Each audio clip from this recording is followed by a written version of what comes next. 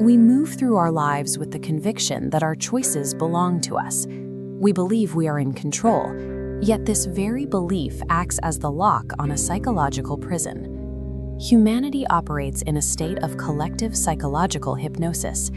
It is a shared trance so total that we fail to recognize it as an altered state of being. This sea of glowing screens is the visible evidence of that hypnosis.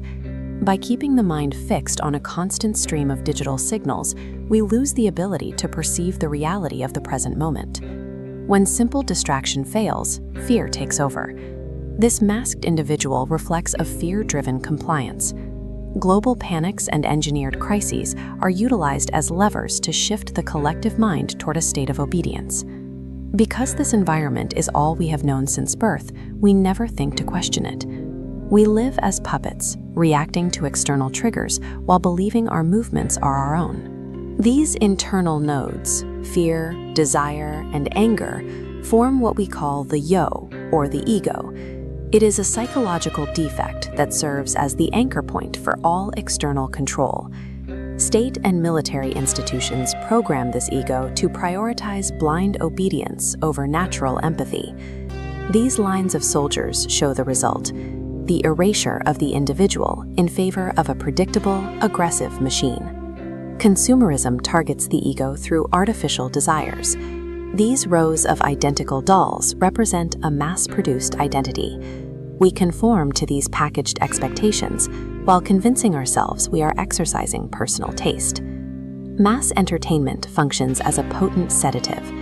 This performer dominating the stage captures the attention of thousands, extracting their focus and energy while keeping their consciousness in a state of suspended animation. The system thrives by keeping the ego in a state of constant vibration. Whether the stimulus is pleasure or pain, the result is the same: a mind too busy reacting to activate higher awareness.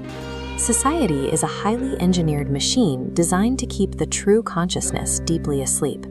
Every institution plays its part in maintaining the illusion of freedom. Over time, the constant friction of the ego creates a deep internal exhaustion. The same mistakes repeat, and the resulting pain eventually forces a person to look for an exit, a way to escape the cycle of suffering. Many seek relief in institutional religion, but find only a different layer of the same system. The vast architecture of the Vatican represents an externalized power that demands financial support and submission, rather than fostering internal liberation. Others fall into the trap of fanaticism. These chanting followers demonstrate how repetitive rituals and groupthink can overwhelm a person's ability to reflect, replacing social hypnosis with a new trance-like devotion. Even esoteric movements offer distractions, such as these ancient mythologies.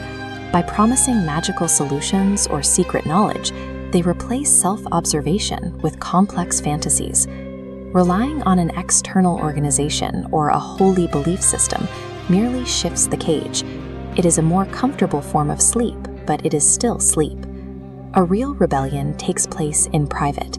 It is a solitary war conducted against the internal shadows of the self.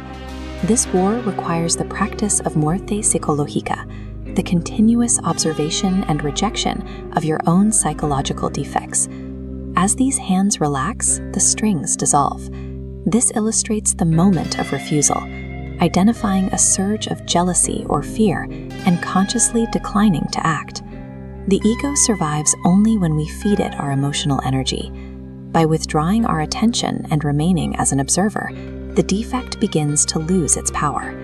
Freedom is the psychological silence that remains after the ego is systematically dismantled.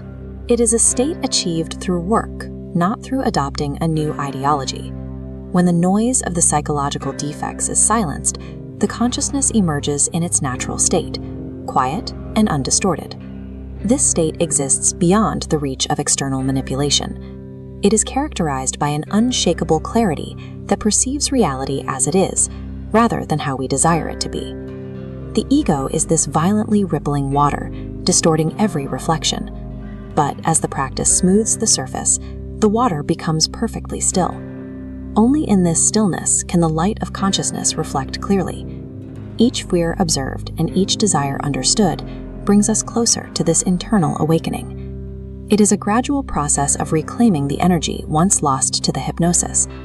Awakening begins the moment we stop trying to change the world outside and step through the internal door of consciousness to find the light within.